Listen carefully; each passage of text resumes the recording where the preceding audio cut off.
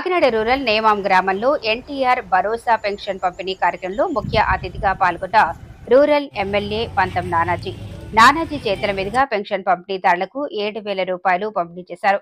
ఈ సందర్భంగా పంతం నానాజీ మాట్లాడుతూ కాకినాడ రూరల్ నియోజకవర్గంలో 34,000 మంది పెన్షన్ ద్వారా లబ్ధి పొందుతున్నారని, దానికి గాను 23,60,00,000 రూపాయలు లబ్ధిదారులకు అందిస్తున్నామని అన్నారు. వైసీపీ పార్టీ మీద వ్యతిరేకత మరియు జనసేన తెలుగుదేశం పార్టీల మీద నమ్మకంతో ప్రజలు భారీ మెజార్టీ ఇచ్చారన్నారు. రాష్ట్రంలో జనసేన పార్టీ 21 చోట్ల పోటీ చేస్తే 100కి 100% ప్రజలు విజయాన్ని అందించారన్నారు. ఎన్నికల్లో ఇచ్చిన హామీల్లో భాగంగా ఎన్నికల్లో గెలిచిన మొదటి నెల నుంచి పెన్షన్ను 3,000 నుంచి 4,000 పెంపు చేసి గత 3 నెలల్లో 1,000 కలుపుకొని ఈ నెలలో 7,000 రూపాయలు అందించడం జరుగుతుందని అన్నారు.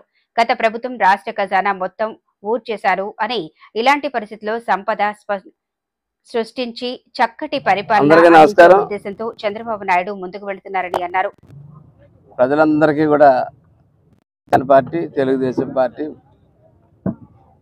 చంద్రబాబు గారు పవన్ కళ్యాణ్ గారు ఇద్దరు కూడా రుణపడి ఉంటారు. ఎందుకంటే బ్యాలెట్ బాక్సులు నింపేశారు. ఈ రాష్ట్రంలో కాదు ఈ దేశంలో కూడా ఎప్పుడు జరగని విధంగా 93% రిజల్ట్. జనసేన పార్టీకి అయితే 100% రిజల్ట్.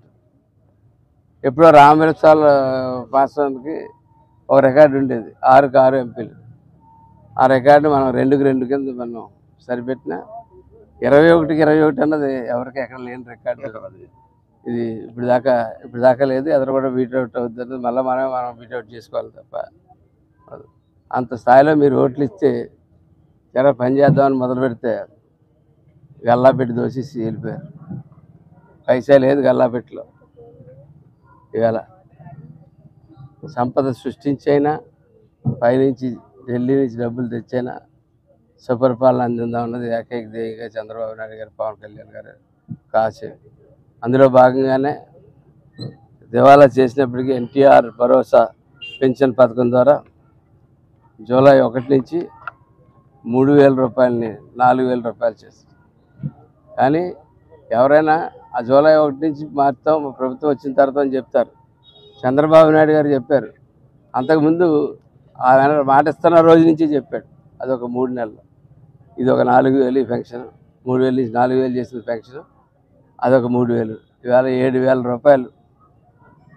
ఏ రోజు ఏ నియోజకవర్గంలోని ఎక్కడా కూడా జరగని విధంగా మన కాకినాడ రూరల్ నియోజకవర్గంలో 23,60,00,000 రూపాయలు ఇవాళ ఇస్తూ ఉన్నాం.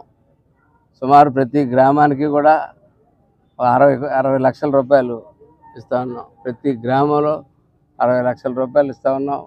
ఈ కాన్స్టిట్యున్సీలో 34,000 మంది లబ్ధిదారులు ఇది పొందుతూ ఉన్నారు. నిజంగా ఇది ప్రతి ఒక్క చోట కూడా అందరూ కూడా పండగ చేసుకుంటున్నారు. ఒక ఊరికి 60 లక్షల రూపాయలు. నేను ఎలక్షన్లో డబ్బులు పంచడం చూసాను తప్ప ఎలక్షన్లు అయిన తర్వాత కూడా ఇంత డబ్బు ఒక ఊరికి ప్రభుత్వం సంక్షేమంలో మేము మొట్టమొదటి ఉంటామని చెప్తూ ఉండేవాడు పాత నాయకుడు. ఎవరైతే వెళ్ళిపోయాడు, హిమాలయాలకు వెళ్ళిపోయిన నాయకుడు చెప్తా ఉన్నాడు. చెప్పి వెళ్ళిపోయాడు. మరి ఉన్నాడా? ఎక్కడున్నాడో తెలియదు. ఇక్కడ పోటీ చేసినా ఎక్కడున్నాడో తెలియదు. మేము ఓడిపోయిన 3వ రోజు రోడ్డు మీదకి వచ్చాం. ప్రజలు మమ్మల్ని పూర్తిగా ఆశీర్వదించలేదు. మళ్ళీ లోపల ఏమన్నాయో సరిదిద్దుకోండి. నాయకులందరికీ వాళ్ళకి చెప్తా ఉన్నాను, రండి రోడ్డు మీదకి రండి, మీ లోపాలు ఏంటో తెలుసుకోండి, మీ లోపాలు సరిదిద్దుకోండి అని చెప్తాం. 2,000 రూపాయలు ఆనాటి చంద్రబాబు నాయుడు గారు ఇచ్చిన 2,000 రూపాయలని 3,000 రూపాయలు ఇస్తానని చెప్పి ఆ 3,000 రూపాయలని ఎప్పుడు ఇచ్చాడండి? 5 సంవత్సరాలు 250, 250, 250. నిన్న ఒకసారి తీసుకున్నారేమో 3,000 అన్నది అతని చేతితోటి. ఒక్కసారి తీసుకోవడం ఒకే నెలలో జరిగింది. అలాగే దివ్యాంగులకు 3,000 నుంచి 6,000, తీవ్ర కిడ్నీ తలసేమియా వ్యాధులతో బాధపడుతున్న వారికి 5,000 నుంచి 10,000 రూపాయలు, పూర్తి అంగవికలం ఉన్న వాళ్ళకి 5,000 రూపాయల నుండి 15,000 రూపాయలు ఇవ్వడం జరుగుతూ ఉంది. మేము సగౌరవంగా మా నాయకుడు నమస్కరిస్తూ ఉన్నాం. ఇంత గొప్ప కార్యక్రమాలు చేపడుతున్నందుకు. ఈ రోజు దాకా ఇవాళ సంక్షేమ పథకం ఇంత పెద్ద ఎత్తున స్టార్ట్ చేసాం. మరే సంక్షేమ పథకం కూడా తీసివేయడం జరగదు. దాని రూపురేఖలు అందంగా తీర్చడం జరుగుతుంది తప్ప అని చెప్పి చెప్పడానికి గర్వపడతా ఉన్నా. సంక్షేమంతో పాటు సంపద సృష్టించి అభివృద్ధి చేస్తాం. కానీ గత సమయం కావాలా, 2-3 నెలల సమయం కావాలా. ఈవేళ గల్లాపెట్టి ఖాళీ చేసి వెళ్ళిపోయి గల్లాపెట్టి నింపి ఖర్చు పెట్టడానికి కొంచెం సమయం కావాలా. 5 సంవత్సరాలు ఇబ్బందులు పడ్డా ఉన్నారు మీరు. ఈ 3 సంవత్సరాలు ఆ అప్పు సొప్పు అరువు చేసి మీరు రోడ్లు బాగు చేయడం ప్రప్రథమైన కర్తవ్యంగా, రైళ్లు మౌలిక సదుపాయాలు ప్రప్రథమైన కర్తవ్యంగా ఈ ప్రభుత్వం తీసుకోవడం. ఈవేళ పవన్ కళ్యాణ్ గారు వస్తూ ఉన్నారు. నగ్గిన తర్వాత మరిన్ని చేపడబోతూ ఉన్నారు.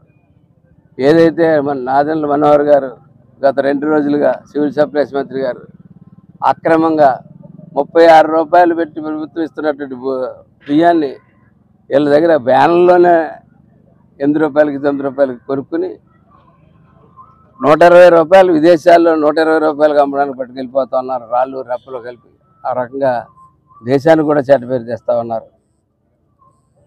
ద్వారంపూడి అండ్ కంపెనీస్ అన్ని కంపెనీల మీద కూడా రైడ్ చేయడం జరిగింది. సుమారు మొన్న 13,000 మెట్రిక్ టన్నుల యొక్క ప్రభుత్వ బియ్యం పట్టుకోవడం జరిగింది. నిన్న కూడా 4-5 వేలు జరుగుతున్నాయి. ఈ దాడులు నిరంతరం జరుగుతాయి. ఈ ప్రక్రియ, ఈ మాఫియాని అంతం చేసేదాకా ఈ దాడులు నిరంతరం జరుగుతాయని చెప్పి తెలియజేస్తాను.